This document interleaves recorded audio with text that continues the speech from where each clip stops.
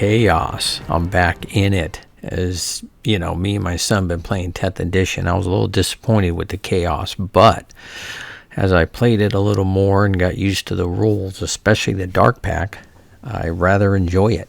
Now you're looking at my 1,000 Suns army, and I agree with everybody. It is by far the best, and I'll show you some little things I did. But I want to talk about the strategies of Chaos. And the first one I'll show you is about my Black Legion that I still like, even though there's no such thing as a Black Legion right now. That's how I label it and why I used it. And then I'll just show you an Orc army that my son got offline and he's been using. A really tough Orc army. But this is just some strategies. And let me show you why I put the Black Legion, built this, and why I like it. So I'm trying to come back from beating from my last game with the Chaos Demons. I was chasing the Orcs the whole time, losing. I think I lost by 3 objective points. It was tough. Now I found 2 problems I'm having with my army so far: a lack of command points and survivability on the battlefield, because I'm using my command points every turn. And in the Orc army, they have the Gretchens where they can get an extra command point, and the Orcs seem to always have command points available. Second, the Bloodletters or the Khorne Berserkers in my World Eater army, when they landed and attacked first, which I usually was able to do with them, that was great. That turned out great. But then they would die after, pretty quick. So, in this army, I call this my Black Legion army. I hope to rectify that. Even though there's no such thing as a Black Legion faction, you know, in the new 10th edition, I still call this my Black Legion. Now I wanted this army to be more durable, and that's why you see the Land Raider, and I put 10 Chosen in them with an Exalted Champion, and the Chosen take 3 wounds each, so that's going to allow them to survive a little better. And then I have Terminators in there, which are good. I have Abaddon and Obliterators, so this army is going to survive. Now, the Chaos Lord, I give him an enhancement, and the enhancement is Eye of Tzeentch, and that'll allow you to gain 1 command point if you pass your Dark Pact test. So that helps me get command points, and then Abaddon also helps me get command points. So now I'm going to get extra command points. So I solved both my issues I saw right away. Try to do that when you're building an army. And then every army needs to have those Obliterators in it. I mean, they are awesome. Now, what I haven't decided yet, or really come to conclusion, I use 2 different gods with them. And I really like Chaos Undivided, because Chaos Undivided allows you to re-roll your hits of 1. And that always comes in handy. And then I like to use the stratagem with them, Unnatural Swiftness. Now, Unnatural Swiftness allows this unit to be eligible to shoot and declare a charge in which the turn it fell back. So basically what I'm doing is I drop them in wherever I want.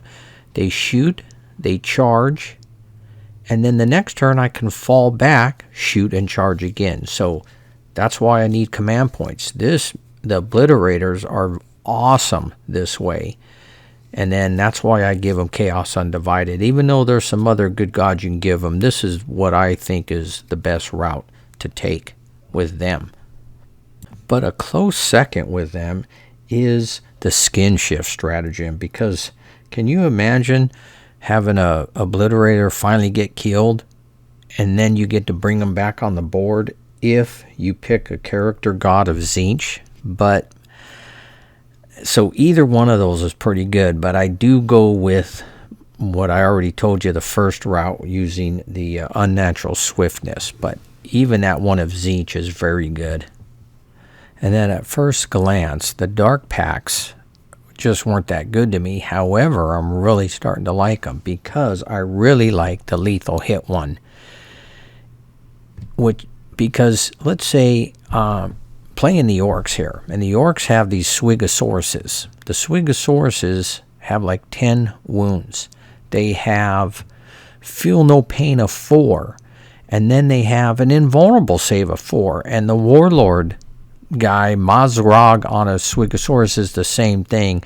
And then they have these units that are knobs, like on a Swigosaurus, something like that, which are, wounds of 7 and feel no pain or invulnerable saves. And then when he declares the Wog, the whole army has it. I mean, it was very tough to deal with.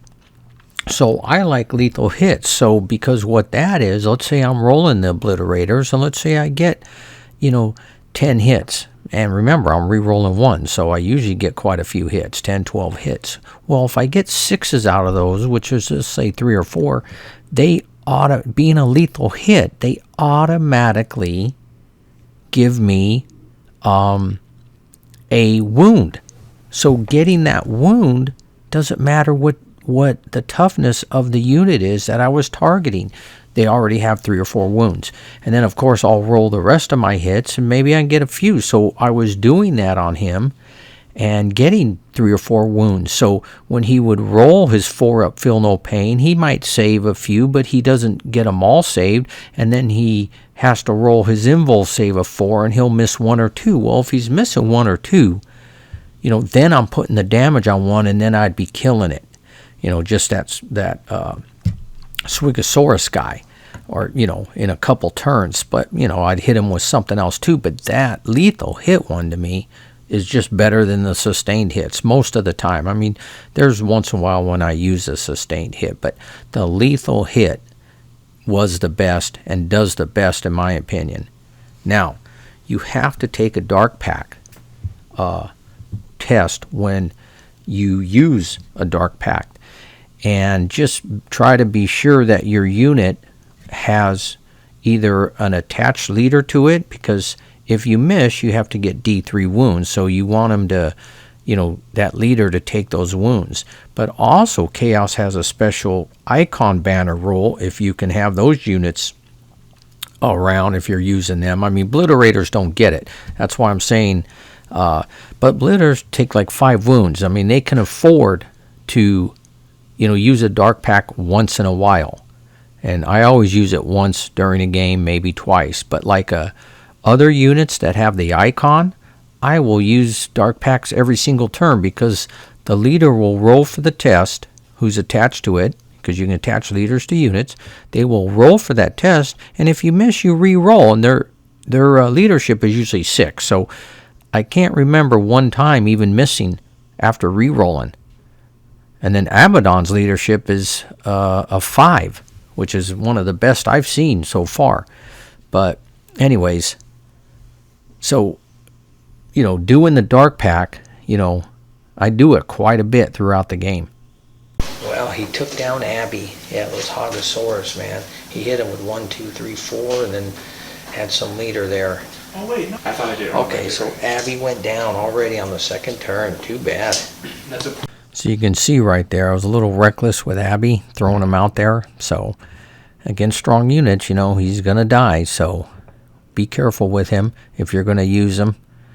He's definitely can be vulnerable to heavy attack. So keep him in the back and use him sparingly.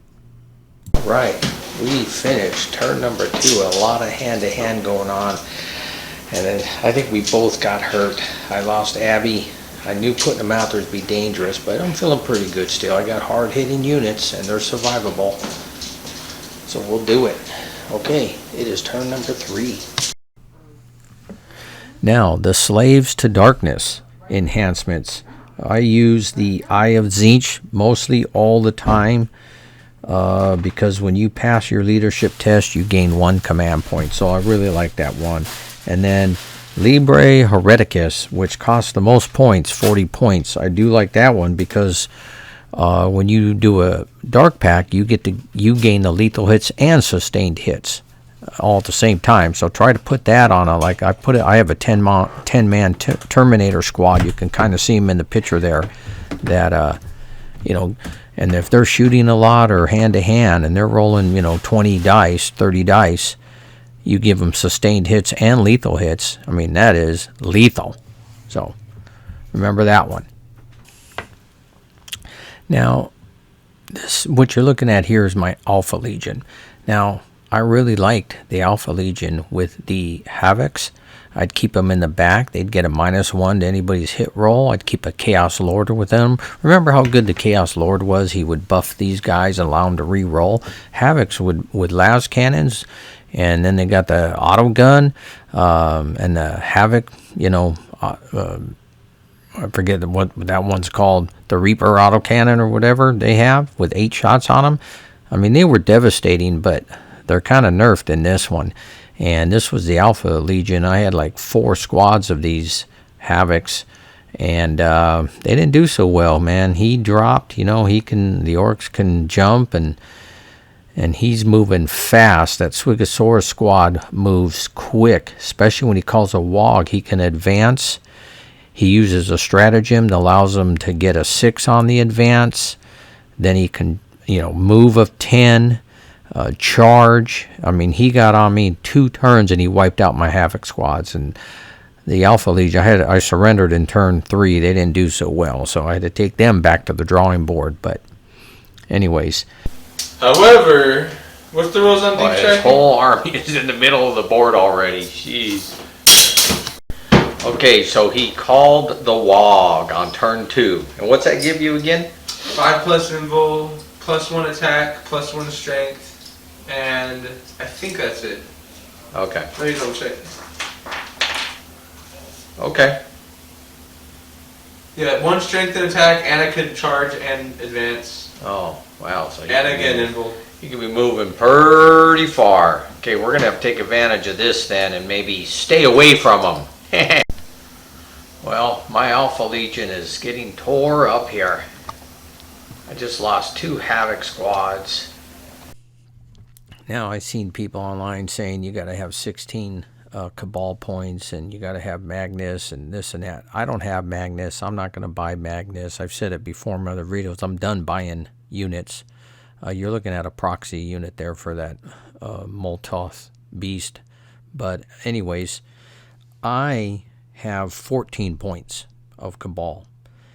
And I also have the Athenian Scrolls enhancement that I love to use. And I use 4 headquarters units in this Thousand Suns. It's Araman, an Exalted Sorcerer, a Sorcerer, and a Demon Prince. Now, with those, I get 14 Cabal points. Now, the Demon Prince, he doesn't have any leadership ability, so he stands on his own. But I have 3 other Psychers, and they're all attached to my Marine units. And my Marine units are all 10-man units. This is a 2,000-point army. And now, if I wanted to, I can use 3 Cabal rituals a turn. But most likely, I'm using 2. Now, with the 14 points, I can use Doombolt, which is 7. And then with Araman's special ability, you can actually use it twice. And because someone else can use the same psychic weapon twice. So you would spend 14 points, and that's exactly what I have. So that's what I did against him and his Swigosauruses, and another strong unit, I think is Warlord, is I used Doombolt twice. What a powerful weapon Doombolt is, man. So you need to do that. Now, most of the time you're only going to use Doombolt once a phase, though. But remember, Araman can use a Cabal ritual, even if it's already been used once, for 0 Cabal points, once per game. So it's very devastating. Now, I also like to use Temporal Surge. Temporal Surge means I can move my unit, let's say 6 inches, and then they can move again in the shooting phase with this. So they actually move 10 inches. The Warp Flamer has a 12-inch range. The Bolt Gun has a 24-inch range. And then if you have to, you can use a stratagem, Sorcerer's Might, for 1 command point in the shooting phase, which you can add 9 inches to the range of your weapons. So basically, whether you're using a flamer, you just moved or have a range now of 31 inches. And if you're using bolt gun, that's 42 inches. That's a lot of ground you can cover, especially in turn 1. And then using Doom Bolt, I'm telling you, what a heavy blast these Thousand Suns can do to you. Now, I put Airman with the Flamers because he will add 1 wound roll to all those Flamers, which is great. And then the Marine ability is to re-roll a wound roll of 1. But if the enemy's in range of an objective, you can re-roll any wound roll. Crazy stuff. And then they have the icon of Flame, which you get a critical wound. If you roll a critical wound, you get an AP +1. And then, of course, if we use the Cabal Echoes of the Warp, you can use a stratagem for 0 command points. So I'm telling you, all these stratagems are really good. Now, I put a Sorcerer there, which leads the 10-man bolt gun. And, of course, with the Marine ability to reroll, and the Sorcerer gives all psychic weapons lethal hits. And Thousand Suns detachment rule, you can make all psychic weapons have sustained hits, but you must do this at the beginning of your turn. So we have to make the bolt gun psychic, and you got to use the stratagem ensorcelled